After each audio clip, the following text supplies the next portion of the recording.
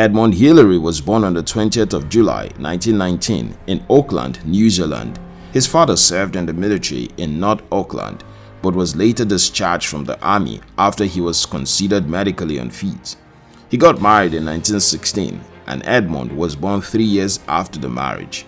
While growing up, Edmund was an unusual child with a tiny stature, making him much more little compared to his peers.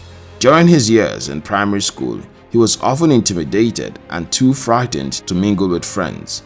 This made him a loner, finding comfort in his own company. At the age of 11, Edmund completed primary school 2 years earlier than his peers. At the time, there were no good schools within the vicinity that Edmund and his family lived in. His mother wanted him to attend a good school, so she sent him to Auckland Grammar School. This school was many kilometers away from home. Edmund usually commuted to school by train, leaving his home before 7 a.m. and returning by 7 p.m. At the age of 16, Edmund became interested in mountain climbing after going on a school trip to Mount Ruapehu. By the time he got admitted to the university, he was passionate about traveling the world and exploring mountains. However, things didn't go as planned for this young man. He didn't complete his college education after 2 unsuccessful years trying to study mathematics and science. After dropping out of school, he became a beekeeper with his father. Edmund had to look after 1,600 hives, suffering about 20 to 100 bee stings every day. In 1913, he successfully climbed Mount Olivia with a few friends, his first mountain climbing. At the time, Edmund had not given up on the desire for mountain climbing and exploration. 6 years later, he went on an expedition to Fiji on the Solomon Islands. However, this wasn't a pleasant experience for Edmund. He was severely burnt in an accident that occurred during the excursion. Some months later, Edmund recovered from the accident and was still passionate about his dream.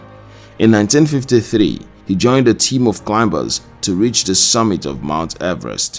When the expedition was announced, many people disapproved of the attempt since many explorers have tried such and failed terribly. However, Edmund and his team were determined to undergo the risk and achieve their objective. On the 29th of May 1953, Edmund and his colleague Tenzin Norgay became the very first men to reach the summit of Mount Everest.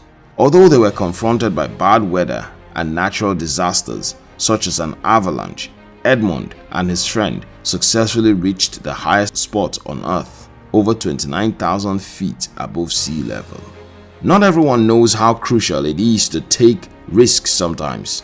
People who take risks are those who often prosper than those who are always scared to take risks. If you don't want to remain in a confined space and live a life of mediocrity, you should be willing to take risks.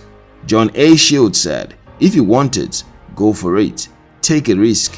Don't always play it safe or you will die wondering."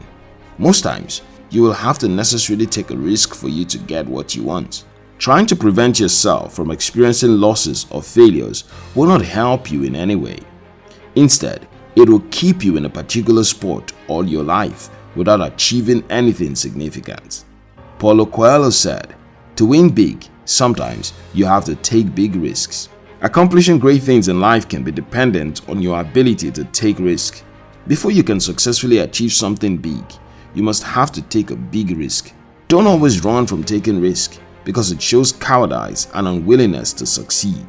Neil Armstrong said, "Find your dream, then risk everything to make it a reality." For your dream to become a reality, you must be ready to risk a lot. One of the main reasons why some people have failed to achieve their dreams is simply because they were reluctant and scared to take risks. Taking risks is crucial in life. It enables you to acquire things you won't get normally.